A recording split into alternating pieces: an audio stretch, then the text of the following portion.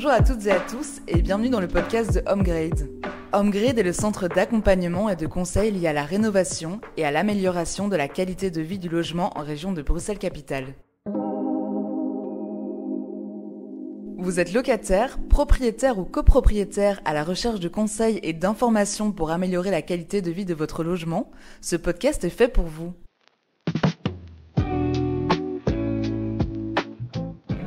Aujourd'hui, nous accueillons Charles, conseiller chez HomeGrade et expert en énergie. Bonjour Charles.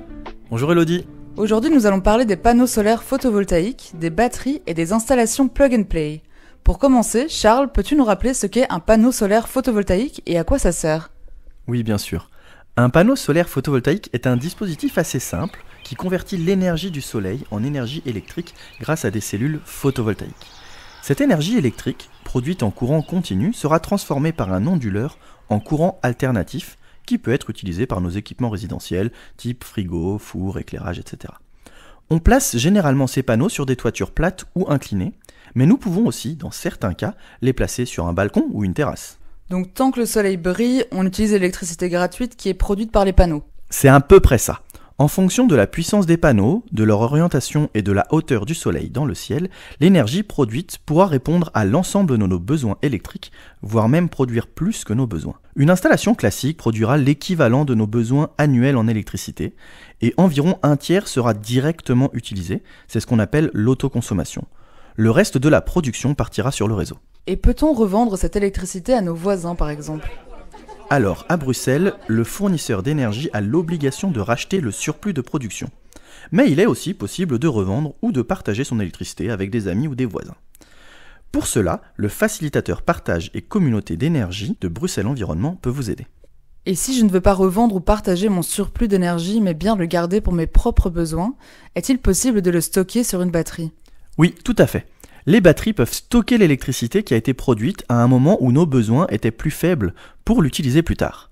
Mais attention, les batteries ne produisent pas de l'électricité, elles ne font que la stocker.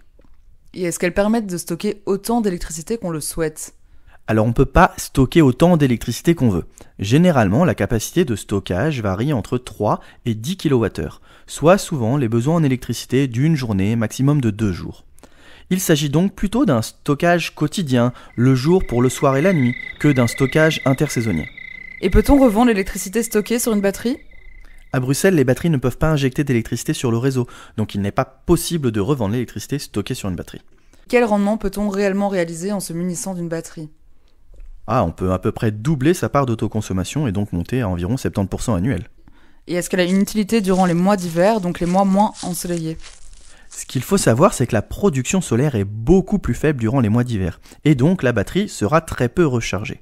En été, c'est un peu l'inverse. La batterie sera très vite rechargée, mais très peu déchargée. C'est donc plutôt durant l'intersaison que son utilisation sera optimale. Peux-tu nous dire quel est le prix d'une batterie et à partir de quand est-ce qu'elle devient rentable ? Alors les prix de batterie varient entre 500 et 1000 euros du kilowattheure. Pour déterminer la rentabilité d'une batterie, cela dépend d'abord du prix de l'électricité, mais aussi de la quantité d'énergie que nous aurons pu stocker puis utiliser.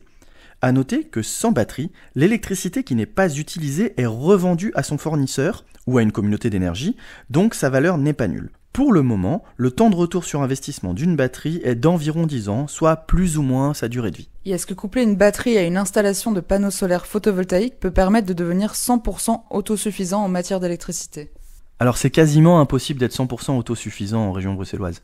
J'ai lu une étude qui disait qu'il fallait produire 3 fois ses besoins annuels et avoir la plus grosse batterie du marché pour atteindre 90% d'autosuffisance. Et vu la dimension des toits bruxellois, il est quand même très rare de pouvoir produire 3 fois plus que ses besoins. Est-ce qu'il existe des aides, des primes à l'achat d'une batterie ? Alors à Bruxelles, il n'existe aucune aide pour l'achat d'une batterie. Mais il existe des aides pour les installations photovoltaïques, ce qu'on appelle les certificats verts. Grâce aux certificats verts, à l'autoconsommation et à la revente du surplus de production, les installations photovoltaïques à Bruxelles sont rentables en moins de 7 ans. Et pour terminer sur les batteries, comment se passe l'installation d'une batterie justement ? Faut-il faire appel à des professionnels ou peut-on s'en occuper soi-même ? Alors généralement, il est préférable de prévoir l'installation de la batterie en même temps que l'installation photovoltaïque, car l'adaptation, dans un second temps, rend ce travail peu rentable financièrement. Sauf si ce travail peut être réalisé par soi-même, comme par exemple avec les installations plug and play. Effectivement, depuis avril 2025, les installations plug and play ont vu le jour. De quoi s'agit-il exactement ? Alors les installations plug and play peuvent se raccorder sur une prise électrique classique. Elles ne nécessitent donc pas une connexion fixe dans le tableau électrique. En fait, elles se branchent comme si nous brancherions une télé ou un réfrigérateur. Vous retrouverez sur le site de Synergrid la liste des onduleurs pour installation plug and play qui sont autorisés en Belgique. Et est-ce que tu peux nous donner une idée de ce que coûte une installation plug and play ? On trouve des kits solaires plug and play à partir de quelques centaines d'euros. Sur papier, ça semble super. Est-ce qu'il y a des points sur lesquels il faut être particulièrement attentif avant d'investir dans ce type d'installation ? Alors tout d'abord, l'installation électrique du domicile doit être conforme. Ensuite, comme nous allons placer nous-mêmes cette installation, il faut vérifier que l'orientation est correcte, mais aussi que la fixation sera solide et qu'elle durera dans le temps. Par ailleurs, si les panneaux photovoltaïques sont visibles depuis l'espace public, un permis d'urbanisme est nécessaire, et dans une copro, il faudra certainement demander l'accord des autres copropriétaires. De plus, il faudra prévenir Sibelga de l'installation de cette production solaire. Et en quoi est-ce plus ou moins intéressant qu'une installation classique ? Il s'agit de petites installations qui, par nature, produiront peu d'électricité. De fait, elles ont aussi un coût qui est réduit, donc plus facilement accessible. Presque toute l'électricité produite sera autoconsommée. Cela peut être intéressant pour les personnes qui ne peuvent pas utiliser la toiture, mais qui ont un grand balcon ou une terrasse. Les locataires, eux aussi, par exemple, peuvent produire leur électricité et repartir avec leur installation à la fin du bail. Et pour les batteries ? Pour les batteries, c'est pareil. Nous trouvons des kits batteries qui se branchent sur une prise électrique et qui sont pilotés par un système de management de l'électricité solaire qui est en communication avec votre compteur Sibelga. Avant d'envoyer l'électricité sur le réseau, cette électricité est utilisée pour charger la batterie. Plus tard, cette énergie sera utilisée avant de reprendre l'électricité payante du réseau. Cette installation doit aussi faire l'objet d'une déclaration auprès de Sibelga. Merci beaucoup Charles pour toutes ces précieuses informations. C'était un plaisir.